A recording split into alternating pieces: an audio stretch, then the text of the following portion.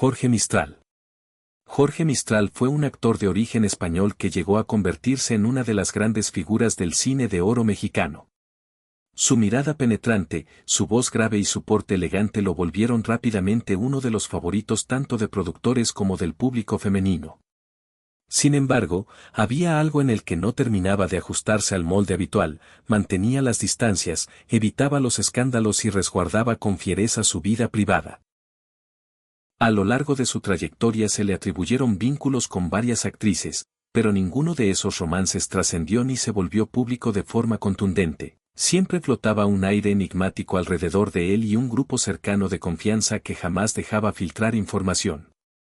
Hacia los años 70 se fue apartando gradualmente de la actuación y en 1972 murió. La explicación oficial habló de un suicidio con arma de fuego, pero las versiones alternativas nunca se disiparon del todo.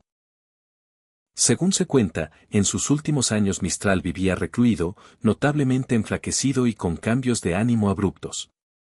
Personas de su entorno cercano comentaron que su sistema inmunológico estaba deteriorado y que padecía infecciones recurrentes.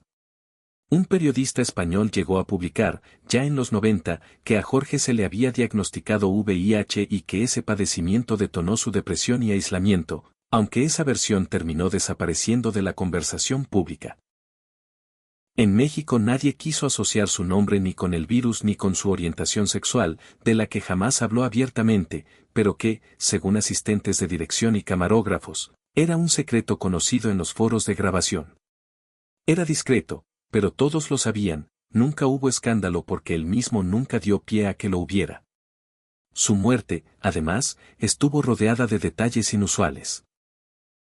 No se conoció ninguna carta ni un comunicado oficial detallado, solo una nota breve en los diarios y una despedida casi imperceptible. Hasta hoy, ni la prensa española ni la mexicana han abordado el tema con claridad, aunque dentro de la industria muchos sostienen que Jorge murió consumido por el virus y por el silencio al que se vio forzado. Fernando Soto Mantequilla. Fernando Soto, conocido popularmente como Mantequilla, fue uno de los actores cómicos más queridos del cine de oro, presente en decenas de cintas en el papel del amigo torpe pero simpático y de confianza, siempre acompañando al protagonista aunque robándose la atención gracias a su carisma. El público lo adoraba, pero apenas sabía nada de su vida privada, vivía en soledad, no hablaba de relaciones sentimentales y mantenía a la prensa a distancia. A lo largo de los 70 su presencia en pantalla comenzó a diluirse y a inicios de los 80 desapareció por completo. Se rumoraba que estaba enfermo, aunque jamás se difundió ningún parte médico oficial.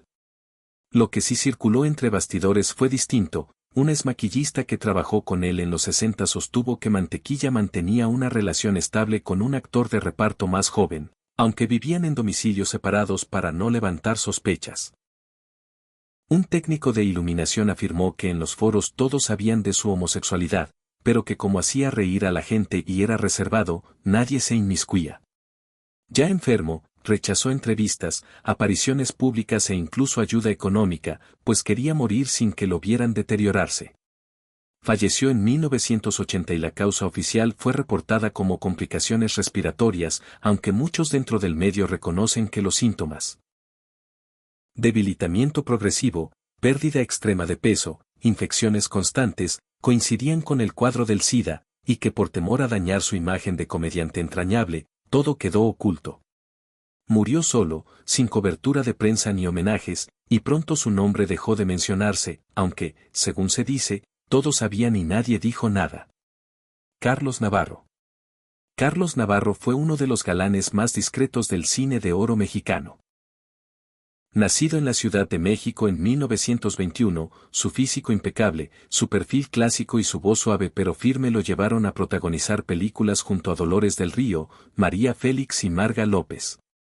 Era de esos actores que no necesitaban exagerar, con una sola mirada bastaba. Pero mientras su imagen pública se consolidaba, su vida privada se volvía cada vez más difícil de sostener en secreto. Durante los 40 y 50 era invitado a todas las fiestas del medio, pero casi nunca se le veía acompañado de mujeres fuera del set. Algunos periodistas atribuían esa soledad a las exigencias del oficio actoral, otros lo describían como un hombre místico y reservado. Sin embargo, quienes trabajaron con él, especialmente en el teatro, conocían otra razón: Navarro se enamoraba de hombres, siempre con extrema cautela, aunque para quienes lo rodeaban resultaba evidente. A pesar de ello, nunca se le conoció un escándalo, era elegante y discreto, y, según quienes lo amaron en secreto, vivía con el temor constante de perder su carrera. A finales de los 60 comenzó a alejarse de escenarios y pantallas. Se decía que padecía dolores de espalda o un tumor. Murió en 1969, a los 47 años, supuestamente por un tumor maligno en la columna vertebral. Pero en los pasillos del cine y el teatro empezó a circular otra versión. Que Navarro había contraído VIH años atrás y que, debido al estigma, su familia y representantes silenciaron la causa real de su muerte. No hubo homenajes ni despedidas públicas, y los periódicos apenas le dedicaron una nota breve sin fotografía. Años después, el escritor David Ramón lo describiría en su biografía de Dolores del Río en términos que aludían abiertamente a su atractivo y su homosexualidad, mientras que el autor Ricardo Garibay, en uno de sus libros, sugirió que su muerte repentina e inexplicable podría haber sido un caso temprano de SIDA, anterior incluso al reconocimiento oficial de la epidemia en México. Julio Alemán.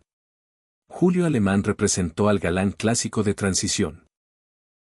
Mirada profunda, bigote elegante, figura varonil, aunque se le recuerda sobre todo por su trabajo televisivo posterior al cine de oro.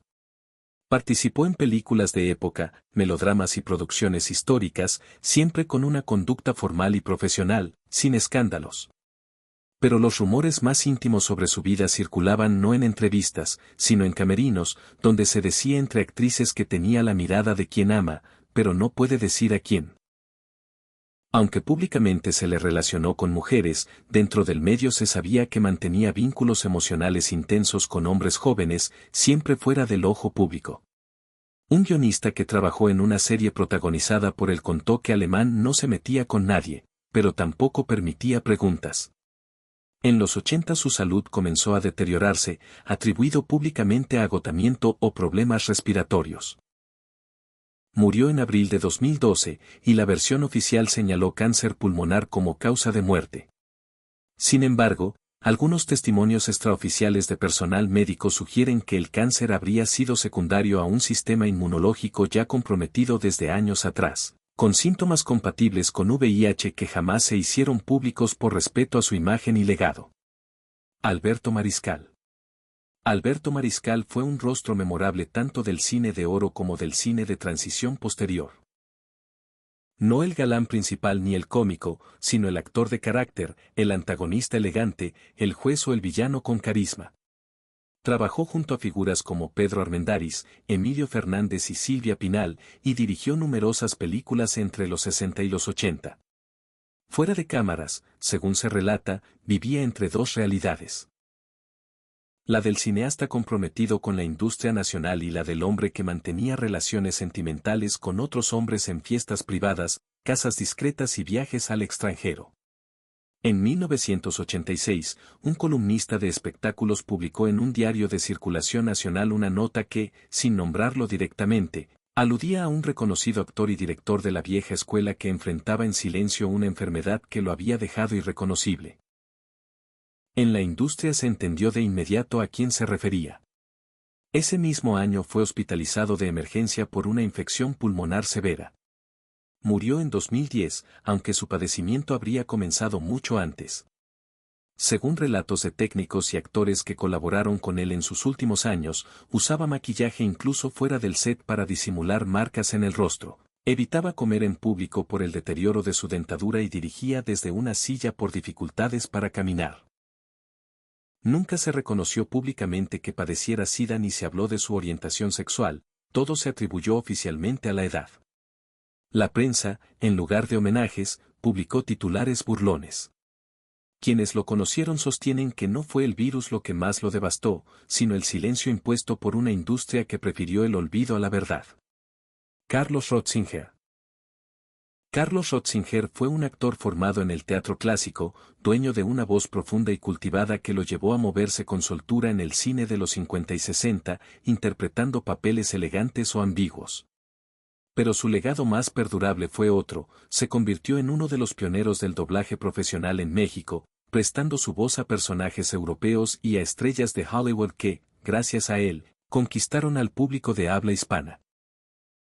Durante más de 20 años nadie igualó su dicción ni su capacidad interpretativa. Era un hombre reservado del que poco se sabía en lo personal, nunca se casó ni tuvo escándalos sentimentales conocidos. Sin embargo, entre colegas del doblaje se comentaba con discreción que mantenía una relación de años con un joven asistente de sonido, con quien compartía vivienda en la colonia Roma. Era, según un director de locución, un secreto a voces que nadie exhibía pero tampoco negaba internamente.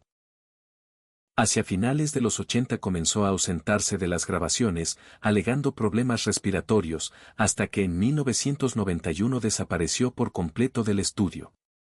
Se supo después que había sido diagnosticado con VIH avanzado y que sufría infecciones recurrentes. Cuando intentó regresar al trabajo, algunos directores se negaron a contratarlo, alegando que ya no rendía igual, e incluso, según un testimonio, alguien llegó a preguntar si era seguro compartir micrófono con él.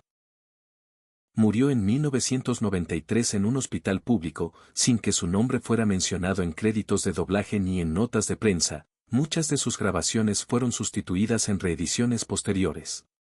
Una compañera de cabina resumió su final con dureza, que la industria se comieron su talento y luego lo escupieron como si nunca hubiera importado. René Cardona Jr. René Cardona Jr. nació en una familia ya consolidada en el medio artístico, hijo del director y actor cubano René Cardona. Tuvo desde joven educación, contactos y la presión de un apellido que pesaba como destino. Durante los 50 y 60 actuó como galán de transición, sin alcanzar la fama de los grandes ídolos, pero formando parte de la generación que marcó el cierre del cine de oro y el inicio de una etapa más cruda en la industria. Lo que su biografía pública nunca registró fue lo que ocurrió a finales de los 70, cuando comenzó a viajar con frecuencia a Estados Unidos y, según testimonios cercanos, se vinculó con un círculo de actores, bailarines y productores con quienes mantuvo relaciones íntimas. Una de ellas, con un coreógrafo de Los Ángeles fallecido en 1983, habría sido, según personas allegadas, la relación más estable y sincera de su vida. También se presume que fue ahí donde contrajo el VIH. Un asistente de producción que trabajó con él en los 80 recordó que René comenzó a debilitarse, a faltar a los sets. Él sabía lo que tenía, pero aquí no se podía hablar de eso. Ya de vuelta en México, su salud se deterioró rápidamente, pero públicamente todo se atribuyó a estrés, problemas digestivos o compromisos de grabación en el extranjero. Murió a inicios de los 90 y su familia mantuvo absoluto hermetismo sobre la causa, que hasta hoy no consta en ningún reporte oficial. Una persona del medio que lo visitó poco antes de morir relató que ya no podía hablar, solo tomarle la mano, como pidiendo perdón por algo que no era su culpa. No hubo homenajes ni reportajes, y su trayectoria se fue desvaneciendo del registro público poco a poco. Si quieres, puedo continuar con los siguientes tres, Ricardo Mondragón, Ernesto Yáñez y Carlos Ancira, con el mismo nivel de detalle.